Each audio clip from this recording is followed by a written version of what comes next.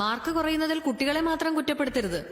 മക്കളുണ്ടാവാൻ ധ്യാനത്തിനും തീർത്ഥാടനത്തിനും പോകുന്ന ദമ്പതികൾ കാരണം തേടി ദൈവത്തോളം ചെല്ലണമെന്നില്ല.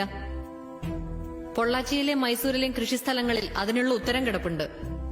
കേരളത്തിലേക്ക് അയക്കുന്ന പച്ചക്കറികളിൽ കുത്തിവെക്കുന്ന ഹോർമോണുകളുടെയും ആന്റിബയോട്ടിക്കുകളുടെയും രൂപത്തിൽ. കണക്കുകൾ അവിടെയും തീരുന്നില്ല. 50% കഴിഞ്ഞ 10 വർഷത്തിനിടയിൽ കേരളത്തിലെ ക്യാൻസർ ബാധിതരുടെ വർധനാ നിരക്ക്. ഇവിടെ ഇന്നീ കൂടിയിരിക്കുന്ന നമ്മുടെ ബന്ധുക്കളിലോ പരിചയക്കാരിലോ ഒരാൾക്കെങ്കിലും ക്യാൻസർ ഉണ്ടായിട്ടുണ്ടെന്ന് അർത്ഥം. ആ എണ്ണം ഇനിയും കൂടുമെന്നതും പ്രൂവൺ സ്റ്റാറ്റിസ്റ്റിക്സ്. അതിൽ കുട്ടികളുണ്ടെങ്കിൽ ലുക്കീമിയയ്ക്കുള്ള സാധ്യത കൂടുതലെന്ന് മറ്റൊരു പേടിപ്പെടുത്തുന്ന കണക്ക്. ഇല്ല സർ, ജിമ്മിൽ കൊടുക്കുന്ന പണം കൊണ്ട് മാത്രം ആ പട്ടികയിൽ നിന്ന് ഒഴിവാകാൻ പറ്റില്ല.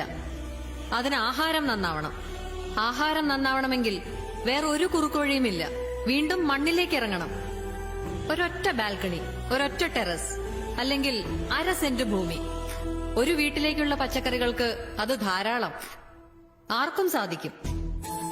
ഒരിക്കലും കഴിയില്ലെന്ന് കരുതിയിരുന്ന ഞാൻ ഇന്നേക്ക് 7ാം ദിവസം 2000 പേർക്ക് സദ്യ ഒരുക്കാനുള്ള വിഭവങ്ങൾ നൽകാൻ പോകുന്നു.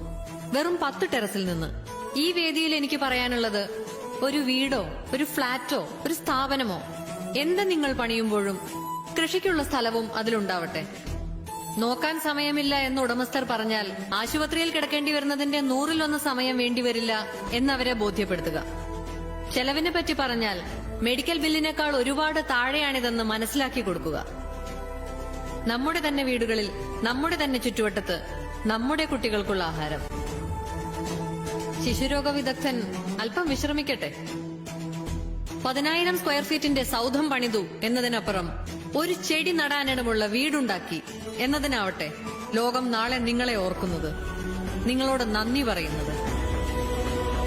നമസ്കാരം.